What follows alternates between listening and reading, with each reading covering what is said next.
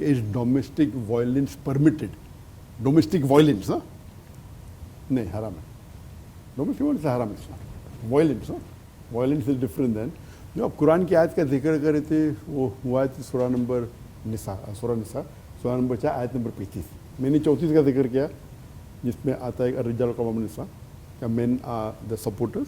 उसके आगे आप चलेंगे तो उसमें आता है कि if one is defies, if they disobedient और if they don't follow the instruction, then you stop talking to them, आप उनसे बात मत कीजिए, बाद में बिस्तर में शेयर कीजिए. और फिर आता है जो अरबी वर्ड है दराबा. तो इसके अंदर हदीस के अंदर एक आता है अल्लाह के रसूल की सही हदीस में कि मिसाल के तौर पे आप मिसवाक से मार रहे, तो आज की तारीख में मैं कहूँगा बीटिंग विद हैंकरचिफ, रुमाल से मारना. इसलिए नहीं, इसलिए बोलता हूँ मैं, कितना भी हैंगर करो it will not be count domestic. एक होता है कि हैंकेज मारना, एक चिटकी है, चिटकी से आपको लगेगा लेकिन डोमेस्टिक वायलेंस में फिर भी नहीं आएगा. आप समझे ना? आप हैंकर चीज से मारेंगे, रुमाल, हैंगर नहीं, रुमाल. मैं हिंदी इंग्लिश में कहा, उर्दू में भी कहा ना, रुमाल. हैंगर नहीं. तो रुमाल का आप मारेंगे तो इट्स जस्ट सिंबॉलिक. एक होता है टिचकी करना, लगेगा लेकिन फिर भी डोमेस्टिक टिचकी टिचकी भी करेंगे तो भी डोमेस्टिक वायलेंस में नहीं आएगा.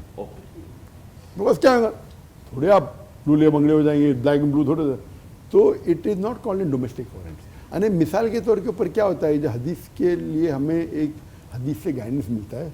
मिसाल के तौर पे आप एक क्लासरूम में हैं और एक टीचर एक लड़कियों को बाहर बुला के पनिश करती है.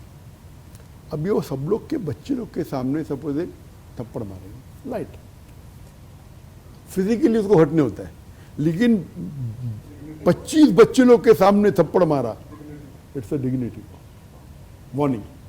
अगर वो टीचर को वो चाटा मार के हैंड फ्रैक्चर हो गया, ये तो हरामी. बट अगर मार रहा है ऐसा तो इट्स अ सिंबल क्या, बहुत हो गई शरारत, इससे ज़्यादा करो मत. वो हर्ट ऑफ मेरे दोस्तों के सामने चाटा मारा is bigger than the physical pain. और फिजिकल भी मारेंगे, वो फिजिकल तो 10 मिनट हर्ट होएंगे, not the punch on that को डोमेस्टिक वायलेंस. तो इसी तरीके से it doesn't mean that you can voice. मिसाल और एक हदीस पेश करूँगा आपसे कि अल्लाह के रसूल फरमाते कि 7 साल की उम्र में जब लड़का 7 साल हो जाता है तो नमाज पढ़ने के लिए को 9 साल पे मारने की इजाज़त है. इजाज़त है मारने की. दैट डजेंट मीन क्या आप मारो.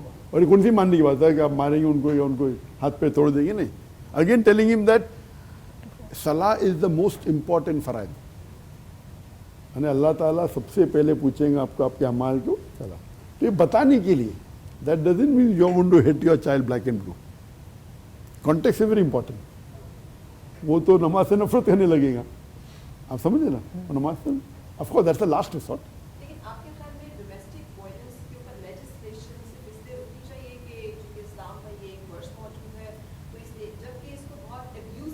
नहीं, क्लियरली बहुत से हदीस है. एंड और अगर आप देखेंगे, पढ़ेंगे अगर शरिया के अंदर, तो you can not beat on the face, you can not leave a mark on the body, बहुत सी चीज़ें. Sharia is derive from Hadith and Quran, और जो फुका मिल के करते हैं तो कई चीज़ें कि can not hit on the face, you can not leave a mark. Face पे माने तो ऐसे मुमानियत है, फेस पे नॉर्मल मानना मुमानियत है. इसीलिए mix martial arts, boxing is not permitted, boxing is not permitted. आप समझे ना. Generally leave aside women, generally मानना अलाउड नहीं. तो वुमेन के लिए तो वाइफ है तो आउट ऑफ द क्वेश्चन. समझे ना. तो these are normal rules and regulation. तो हम मुसलमान अगर नहीं पढ़ते हैं, कुरान की आयत लेके मानना करते तो गलत है. So they should be education in the Muslim society. और एक गैर मुस्लिम अगर इसको पूछते किस तरीके से जवाब देना, मिसाल पर मैं कहा handkerchief, it is more of a symbolic. ख़त्म, पहले बात नहीं कर रहे, फिर आप बेड नहीं शेयर कर रहे, फिर आप दरबा, मतलब उसके बाद फिर there is reconciliation between one party from the women's side, one party from the man's side, they come and reconciliate. So this is a procedure before talaq takes place. So daraba here means light beating, matlab symbolic, matlab this is the end of it. It is just a symbolic way of saying you are crossing the red line. आप समझे ना. इसके बाद क्या होगा, कुरान की जो आयत है, तो we are giving time to a person that we don't want to part. This is a last warning. But in no way is domestic violence permitted at all. उसके पहले पार्ट हो जाना चाहिए.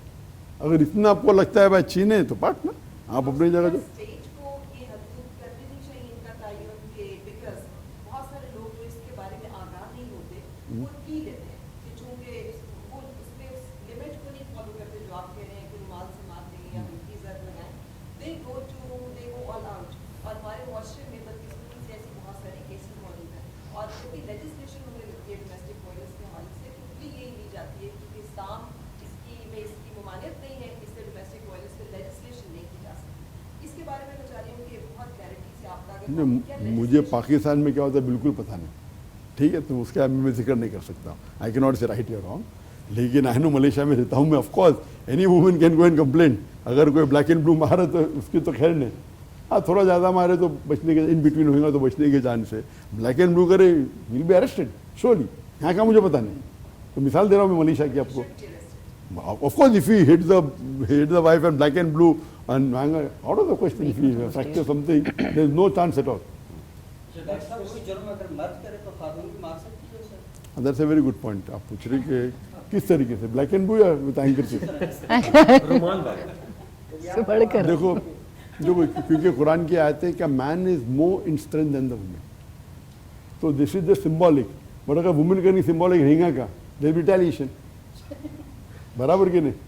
आप ऐसा पूछ रहे कि अल्लाह ने कहा कि जस्ट बिकॉज माँ के कोख के अंदर 9 महीने बच्चा होता है, तो उसी तरीके से अगर बाप के कोख के अंदर, वो तो पॉसिबल ही नहीं, वो दर्जा माँ को दिया गया है।